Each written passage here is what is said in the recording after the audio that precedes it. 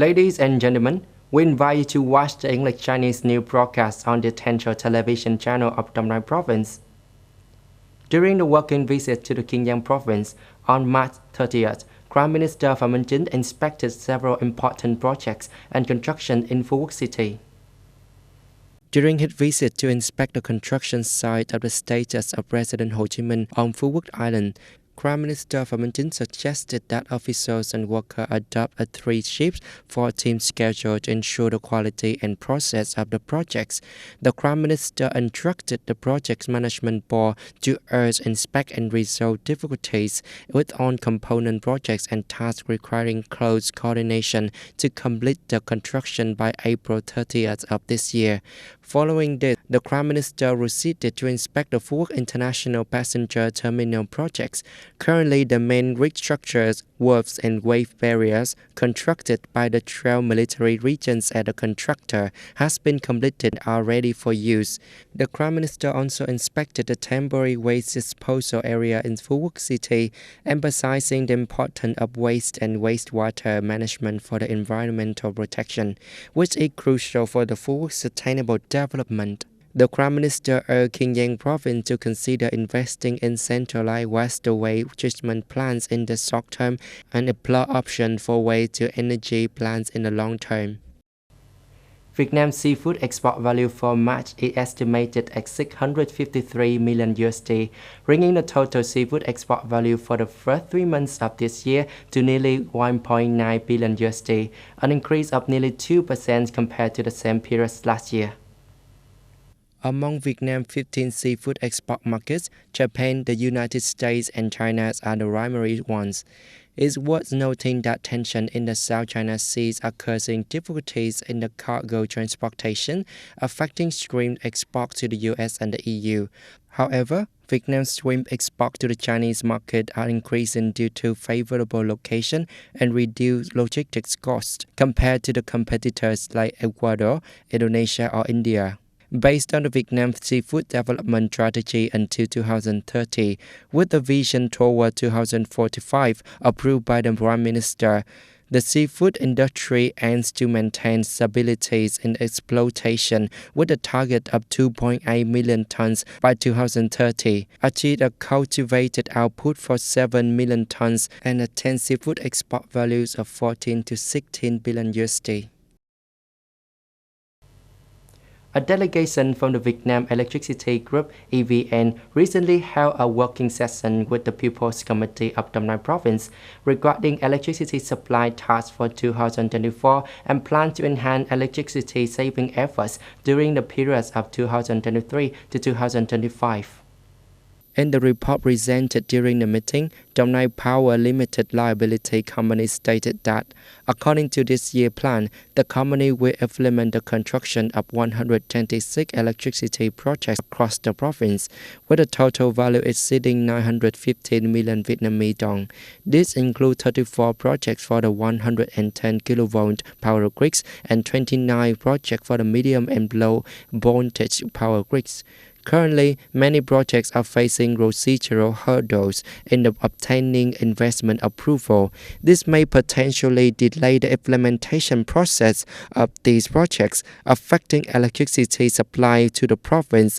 Therefore, the company suggested that the Provincial People's Committee review and direct relevant agency to provide guidance on the procedural steps, facilitating early implementation and operation of these projects.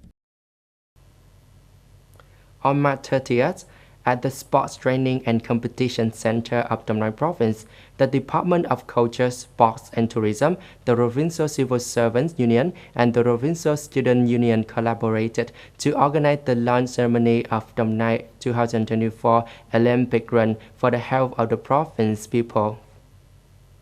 The event was attended by provincial party leaders, the Provincial People's Council, the Provincial People's Committee, and more than 3,000 officials, civil servants, workers, armed forces personnel, students, youth union members, athletes, all actively working, studying, or residing in Đồng Nai Province.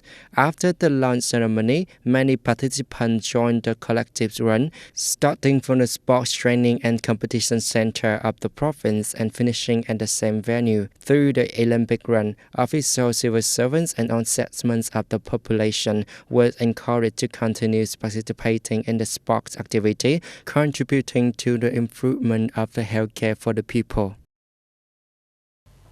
Based on the recommendation of the National Salary Council, the Ministry of Labor, Invalid and Social Affairs proposed adjusting the minimum wage to increase by 6% compared to the current level. Applicable from July 1, 2024, the salary increase will contribute to sharing difficulties with workers after experiencing a challenging year in 2023.